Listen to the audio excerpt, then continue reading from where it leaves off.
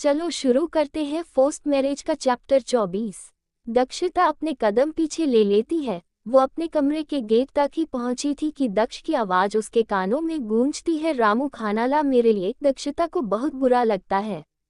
उसका दिल तो कर रहा था कि वो अभी दक्ष के कमरे में जाए और सीधा सीधा उससे पूछ ले कि ये सब क्या चल रहा है, पर वो दक्ष के गुस्से को भी जानती थी, इसलिए वो बस मन महसूस कर रह जाती है। दोनों का कमरा बिल्कुल आमने सामने था। दक्ष भी उसकी हालत समझ रहा था। दक्षिता अंदर आती है और जोर से दरवाजा बंद कर देती है। रामू खाना लेकर आता है और बोलता है, भाई आपका खाना। दक्ष अपनी शर्ट उतारते हुए बोला, दक्षिता ने खाया। रामू बोला, नहीं भाई। दक्ष बिस्तर पर उल्टा गिरते हुए बोला, वापस ले जा। फिर रामू खाना वापस ले जाता है। उधर कबीर अभी भी पब में बैठा था। तभी उसका फोन रिंग करता है। वो फोन कान पर लगाता है और हेलो बोलता है। जी भाई, आपने अच्छा किया जो डिलीवरी करने का टाइम और जगह बदल ली, क्योंकि जो जगह आपने तय की थी वहां पर पुलिस भी आए और मेहता के आदमी भी।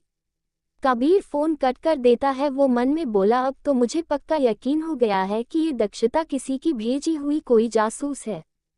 इसी ने ये बात बताई है, पर अब ये पता लगाना होगा कि ये पुलिस की जासूस है या हमारे किसी दुश्मन की। तैयार हो जाओ मिस दक्षिता, अब तो मैं भी नहीं चाहता कि तुम इस घर से जाओ, क्योंकि तुम्हारे खिलाफ कोई सबूत नहीं है मेरे पास। बस कुछ दिन, तुम्हारी सच्चाई तो मैं दक्ष के सामने लाकर ही रहूंगा और वो दिन तुम्हारी जिंदगी का आखिरी दिन होगा।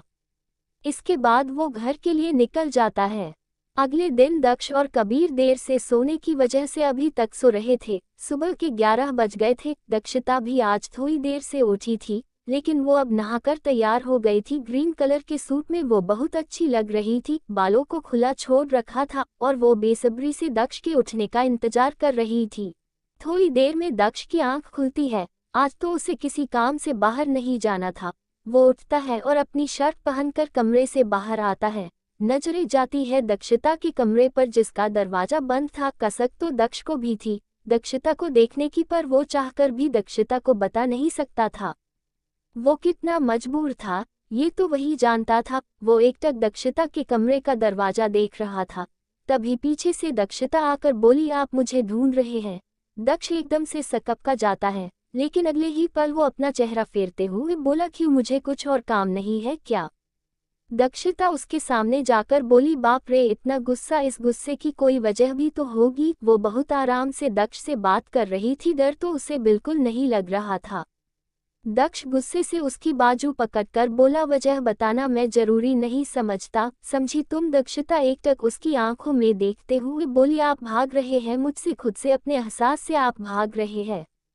दक्ष की पकड़ उस पर से ढीली होती है। दक्षिता की आंखों में देखने की उसकी हिम्मत नहीं थी। वो एकदम से अपना चेहरा फेर लेता है। आखिर सच ही तो कहा था ना दक्षिता ने, वो बस भाग रहा था।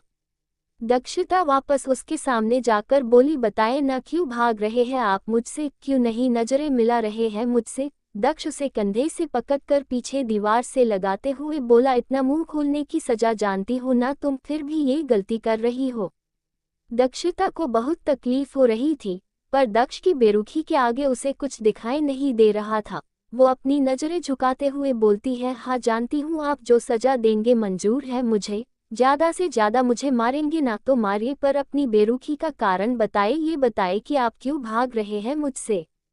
दक्ष अपना एक हाथ उसकी कमर पर रखकर उसे बिल्कुल अपने करीब करते हुए, किसने बोला कि मैं तुम्हें मारूंगा? उसकी करीबी से दक्षिता सिहर उठती है। दक्ष बोला, बहुत बोलते हैं तुम्हारे ये होंठ। दक्षिता अपनी आंखों को और बड़ा करते हुए उसकी तरफ देखती है। दक्ष उसकी कमर पर अपना कसाव बाते हुए उसके होंठों पर झुकने लगता है, ये सोचकर कि दक्षिता उसे रोकेगी, पर इसके बावजूद अपनी आंखें बंद कर लेती है। वो दक्ष को बिल्कुल नहीं रोकती। दक्ष बीच में ही रुक जाता है। दक्षिता बंद आंखों से ही बोली, रुक क्यों गए? अब दीजिए ना सजा, आपकी ये सजा सर आंखों पर। दक्ष का दिल धक उठता है। वो दक्षिता से दूर नहीं जा पा रहा था और ना अपने मकसद के चलते उसके पास भी नहीं जा पा रहा था। ऊपर से दक्षिता की मासूमियत भरी बातें जो सीधा उसके दिल पर लग रही थी। दक्षिता अब भी अपनी आंखें बंद किए दक्ष के बेहद करीब थी। दक्ष ने खुद को कैसे रोक रखा था ये तो वही जानता था। वो एक झटके से दक्षिता से दूर होता है और बेहद गुस्से से बोला, अपना सामान पैक करो अभी के अभी।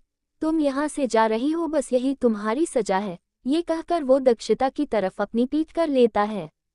दक्षता अपनी आंखें खोलती है और हैरानी से दक्ष की तरफ देखती है, जैसे उसके कहे शब्दों पर यकीन ना कर पा रही हो। दोनों में खामोशी छा जाती है, जिसे दक्ष तोड़ता है, सुना नहीं तुमने, जाओ और सामान पैक करो। दक्षता बीच में ही बोलती है, मैं कहीं नहीं जाऊंगी, सुना आपने, कहीं नहीं जाऊंगी। ये कहकर वो अपने कमरे में चली जाती है।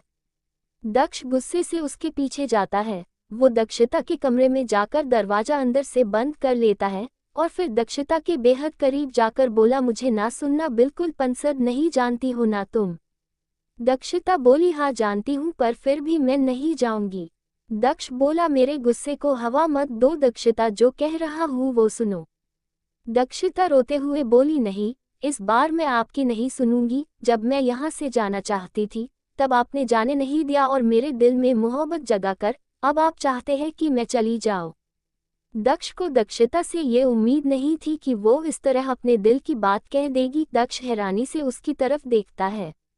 दक्षता उसके करीब आते हुए बोली, ये सच है, यही सच है। मुझे नहीं पता कब, कैसे, कहाँ, पर हो गया है। हाँ, मुझे आपसे प्यार हो गया है, बेपनाह हो गया है। ये कहकर वो दक्ष से लिपट जाती है। आंसू नहीं रुक रहे थे उसके, जो दक्ष की कपड़े को भिगो रहे थे। दक्षता रोते हुए बोली, बहुत प्यार हो गया है आपसे, बहुत ज्यादा। अब खुद से दूर मत कीजिए, वरना मैं जी नहीं पाऊंगी, नहीं जी पाऊंगी। दक्ष के हाथ हवा में ही होते हैं। वो दक्षता की तड़प, उसकी बेचैनी, उसके जज्बात महसूस कर पा रहा था, क्योंकि वो भी इसी दौर से गुजर रहा था। उसकी बाहों का घेरा दक्षता को अपने आगोश में भरने लगता है, लेकिन दक्षता उससे लिपटे हुए बोली, अब इतना प्यार हो गया है आपसे, अब खुद से दूर मत कीजिए प्लीज, मैं नहीं रह पाऊंगी आपके बिना। दक्ष उसके बेहिसाब प्यार को महसूस कर पा रहा था। उसके हाथों का घेरा दक्षता की कमर पर कसने वाला होता है, लेकिन वो खुद पर काबू पाते हुए एक झटके से दक्षता को खुद से दूर धक्का दे देता है और बेहद गुस्से से बोला, तुम्हारी बकवास सुनने नहीं आया हूँ मैं, जो कह रहा हूँ वो सुनो। अपने कपड़े पैक करो और निकलो यहाँ से, आधे घंटे में नीचे आओ अपना सामान लेकर। ये कहकर वो नीचे चला जाता है। उसके दिल पर क्या बीत रही थी ये तो वही जानता था। दक्षता अब भी वही खड़ी होकर दक्ष के शब्दों पर गौर कर रही थी। वो मन में बोली, मेरा प्यार आपको बकवास लगता है, आप सच में ऐसा चाहते हैं कि मैं यहाँ से चली जाऊँ, पर मैं भी हार नहीं मानूंगी, नहीं जाऊंगी यहाँ से, दक्ष जी को छोड़कर नहीं जाऊंगी। आज के लिए इतना ही, मिलते हैं कल नेक्स्ट चैप्टर के साथ। अगर स्टोरी अच्छी लगे तो प्लीज़ लाइक, कमेंट और चैनल को सब्सक्राइब जरूर करें।